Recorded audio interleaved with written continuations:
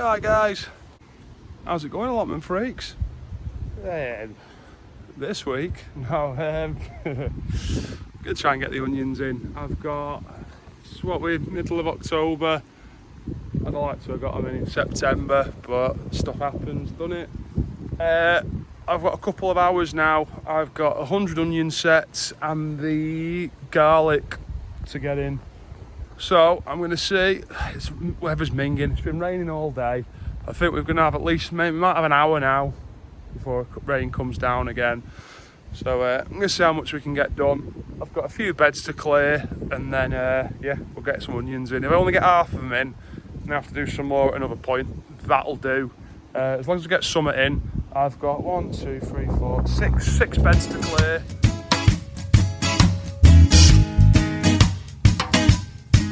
So I've just cleared that one, and I've got, well, the majority, you know, I've still got to go through, pick a bit of mare's tail out, but all the sweet corn stalks are out of it. That one behind, I've got to clear that. So what I've done with that is when I stripped I've pulled the sweet corn off it and just snapped the stalks off, and they went in the compost a while ago. And now I'm just pulling the rest of them out and they can go in the compost. So what I'll do now, because I'm a bit short of time, I'll just chuck them on top of the compost heap for now. And then next time I've got the lawnmower out down here, I reckon the grass will probably get one more mow before the autumn's out, before winter. So yeah, next time I get the lawnmower out, I'll just throw them out on the path in front of it and run over them. They can be quite woody and take a while to break down. So if I let the lawnmower really shred them up and then chuck them back in the compost heap, that should be that. So I'm going to get on with this. I can feel it starting to rain now, so it's not looking good. But I've got a few hours I can be here, so if I'm going to be in, I can do with being in and out the shed, in and out the greenhouse. Stuff to be doing in the shed and stuff to be doing in the greenhouse. So if we've got to keep running for cover from the rain, we'll do that. But yeah, see you in a bit. Right, so that's been about half hour now, and as you can see behind me, that's the 6 beds clear. That one, that is parsnips and that is beetroot. So the beetroot don't look great, but they're parsnips. We'll leave them in over at winter, start taking them out January. Hopefully they'll sweeten up a bit. But I'm just going to rake these flat now, mark out what's going where and get on with that. If I get them in, I'll be happy getting them in. I could probably do with another, probably at least another 2 beds, but we'll get on with this and we'll yeah, see what we're up to. So I just want to point out my soil. So these beds, I double dug these with manure about this time last year. No, put manure on the top of them this time last year, and then dug it in about January. I'm just there, I'm hitting sand now. But yeah, our allotment site, it sits on floodplain. It's very sandy, to be honest, the soil. You've only got to dig down about 1 foot and you hit sand, not even 1 foot in some places. In fact, let me show you. So if you just look on Rich's there, it's only dug down about 1 foot, that trench that he's done. And look at the sand. Now that's not sand he's put in. All that sand on that bed that you can see behind me, that's just from 1 foot down. Now it's one of them, it's great, it's not clay, and it's real easy to dig and real easy to work with. But the nutrients just wash straight through it. There's nothing there to hold on to nutrients, if you get what I'm going. So I've double dug with manure, and now obviously it's really claggy. It's been, to be fair, it's not that claggy. It balls up if you squash it, but it's not. You know, I grab a handful of it.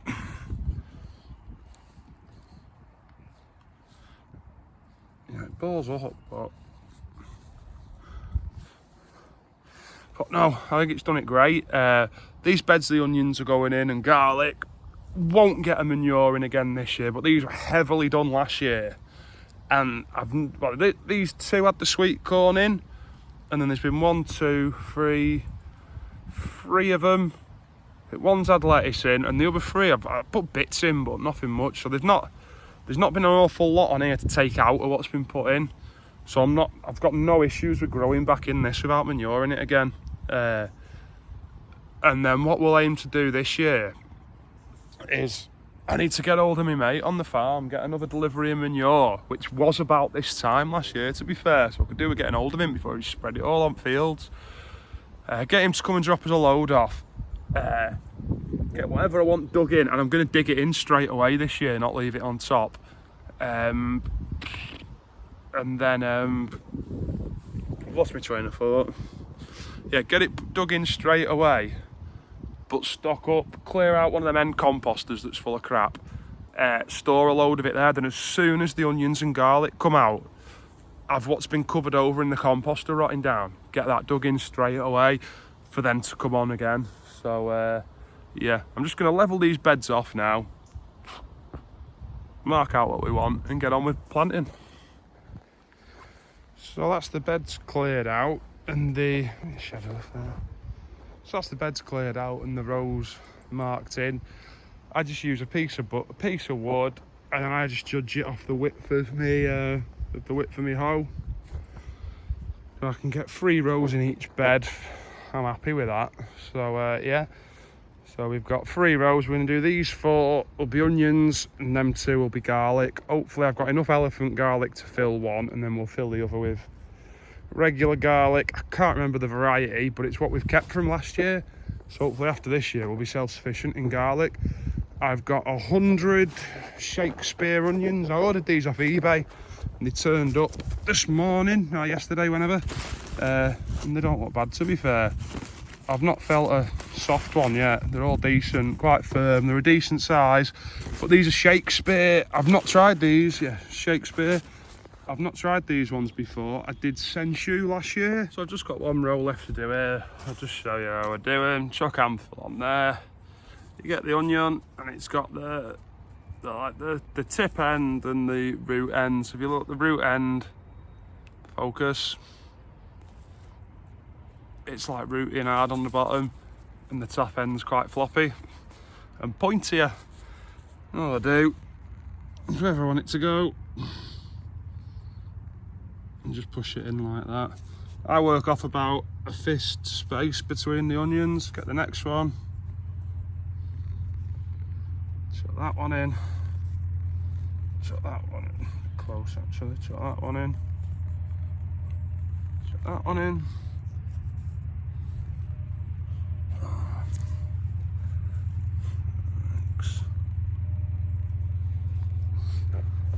And that's them. So that's 4 beds done. So that's 3 rows of 7. So what's that? What's 7? 21. 2, 4, 6. 2, 4, 6, 8. 84 there should be there. 84. Yeah, there's a couple more than 20 in that bag. So yeah, out of all that bag, I've found 1 that's gone soft and crap. So yeah, off eBay they were. Shakespeare, just 100 onions. They did them in, 50s and up. So I don't think they were too expensive either. I don't think it was a tenner. So yeah, that's sure. Hopefully that'll be all right. So they're in like that. Usually I'd water them, but it's gonna absolutely hammer it down tonight, and the soil's wet enough anyway. So I'm not going to bother. So yeah, they're in. I'm going to get the garlic in. I'll make a start on getting the garlic in, and then I'll see where we're up to. The onions I've got left, if I clear another bed in time, I don't know if it's put them in the bed, or I might put them in modules in the greenhouse, let them overwinter in the greenhouse in modules if I can find some that are big enough. But I don't know. We'll cross that bridge in a minute. So, I tried to do it last year, but over winter, the modules I put them in were quite small. And obviously I wasn't coming down all the time, so they were drying out quite quick, and they didn't come so much. So, but we've still got plenty of time, so I can order. I'll go and have a look round garden centres or whatnot, and try and find some nice big modules. And like I say, there's about 20 more there, so we might do a few that way. And then the more eagle-eyed of you might have noticed these rascals. I've left them in just for, they say mushrooms show healthy soil. It's obviously shady under the parsnip leaves down there. Yeah, we'll leave them in. Don't particularly know an awful lot about mushrooms, but as far as I'm aware, they're supposed to be a sign of healthy soil. So this is the garlic that we've saved from last year, well, from this year. So I think I had 3 varieties of garlic, which if you look, I've got this stuff that's got the purple in it.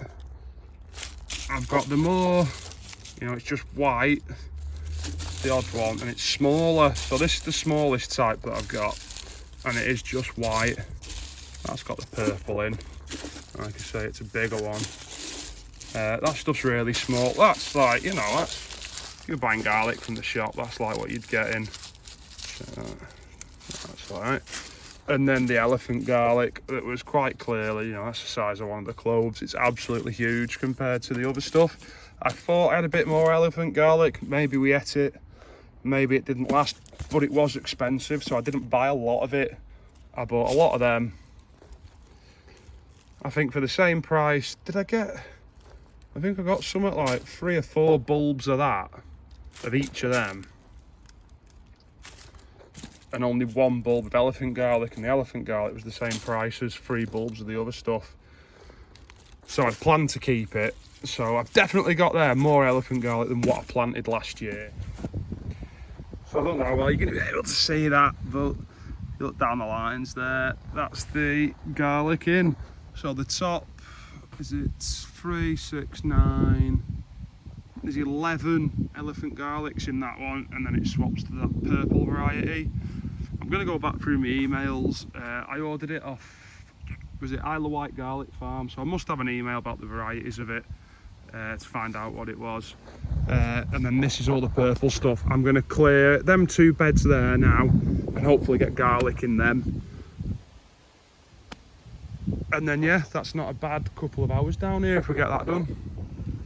So yeah, it's not turning out to be a bad evening.